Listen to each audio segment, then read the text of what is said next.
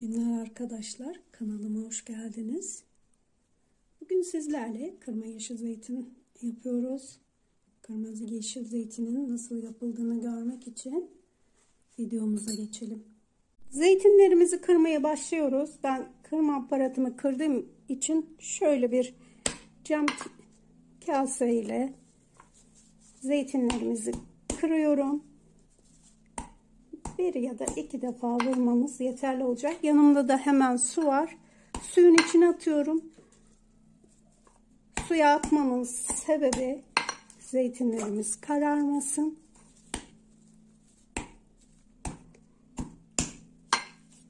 Şayet böyle cam kavanozla kıramam derseniz ya da kaseyle, bir de şu çekiçle deneyeceğim.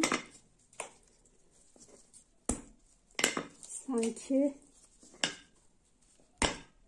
bu daha kolay kırıyor gibi. Onunla kırmaya devam edeceğim. Hepsini kırıp suya koyuyorum. Zeytinleri böyle çıtlatmaya gayret edin. Şayet kırılmazsa tadı acı olur. Acı zeytin yemek istemeyin. Bakın zeytinlerimiz nasıl acı suyunu vermeye başladı, görüyor musunuz? Bütün zeytinleri kırıp suyun içine koyuyorum. Zeytinlerin hepsini kırdık. Suyunu da süzdürdük. Şimdi 5 litrelik petimizin içine zeytinlerimizi dolduruyoruz. Vakit geçmeden kararmasın diye.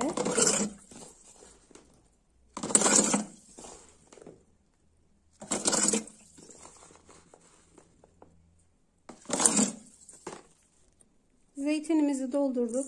Bir çay bardağı tuz koyuyoruz. Üzerine de aparat yerleştiriyorum. Şöyle. Ve 2 gün hiçbir şey yapmadan kapağı kapalı olarak bekletiyorum. Çok fazla sıkmayalım. Şu an asitli. Bir de kesinlikle çeşme suyu kullanmıyoruz. Arıtılmış ya da iyi su kullanıyoruz. Kırmızı zeytinlerim oldu. Tatlandırmaya başlıyoruz. Öncelikle suyunu döküyorum. Kapağını açıyoruz. Ve lavabonun içine koymuş olduğum süzgecin içine zeytinleri boşaltıyorum. Bütün zeytinleri boşalttıktan sonra bir kere suda yıkıyorum. Zeytinimizin suları süzüldü. Kavanozlara doldurmaya başlıyoruz.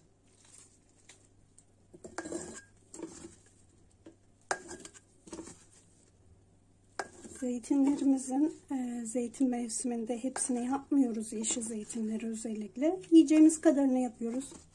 Diğerlerini de vakti geldiğinde hazırlıyoruz. Bu kadar yeter. Biraz boşluk bırakıyorum. Bakın üzerine limon dilimi koyacağız. Diğerlerini de doldurayım. Zeytinleri doldurdum. Bakın şöyle 250 milimlik bir limon sıktım. Yani yaklaşık 2 kilo limon ediyor. 2 kilo yakınlar herhalde. Sıktığımda çıkan. Bunları hepsine pay ediyorum. Üzerlerine de iyi su kullanıyoruz.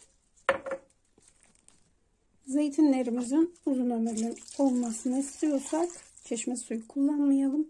Çeşme suyu özellikle bizim burası deniz suyuyla karışık olduğu için zeytinleri eritiyor. Organik tuzum var. Organik tuzumdan hepsine birer yemek kaşığı koyuyorum.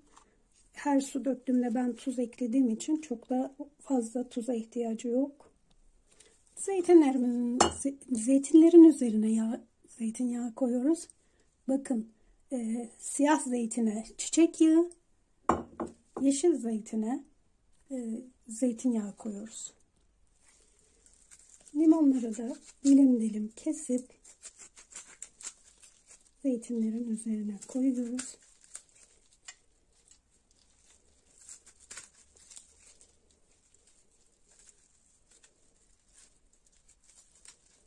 Kabuklu koymuyoruz. Kabuklu zeytin zeytini eritiyor limon kabuğu.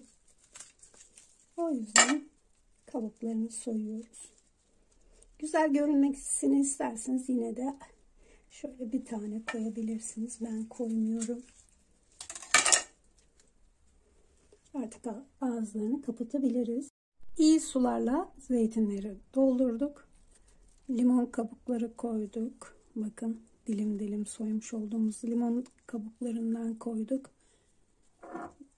Seviyorsanız biraz daha limon suyu ekleyebilirsiniz.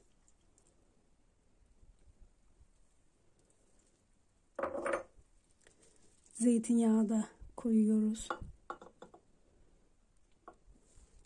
Siyah zeytine çiçek yağı, yeşil zeytinlere siyah zeytine çiçek yağı, yeşil zeytinlere de zeytinyağı koyuyoruz.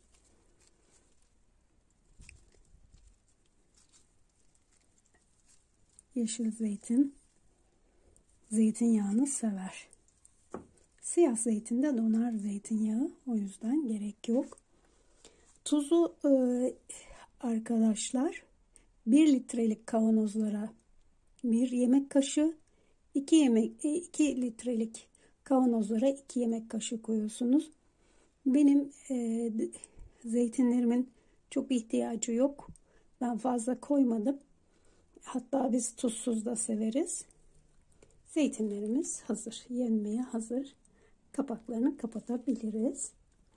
Yeni kapak kullanın zeytinleriniz arkadaşlar. Eski kapaklar kullanmayın. Şahane zeytinimiz yenmeye hazır arkadaşlar. Biraz daha yağ koyalım.